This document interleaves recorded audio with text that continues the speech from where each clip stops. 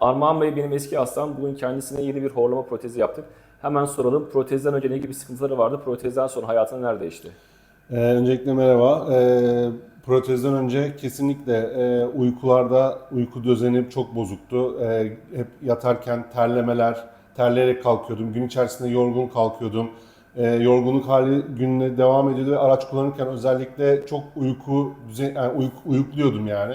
Şu anda Tuğrul Bey'le tanıştıktan sonraki protezi kullandıktan sonra ne bir terleme, ne yorgun kalkma, yani sabah erkenden kalkıyorum, baş ağrısı kesinlikle yok. Önemli, baş ağrısı çok kötü yapıyor yani, çok etkiliyor. Ama bu protezden sonra baş ağrısı, terleme, uyku gün içerisinde çok dinç bir şekilde güne devam ediyorsunuz. Evet. Ben de kısaca baş ağrı hakkında söyleyeyim. Bu hastanın genel belirtileri arasında özellikle sabahları kalktığında ciddi baş ağrıları olur ve bu sürekli olur. Protezi kullanınca, daha rahat nefes alınca kandaki oksijen seviyesi de normal seviyelere geldiği için bu baş ağrıları da ortadan kalkar.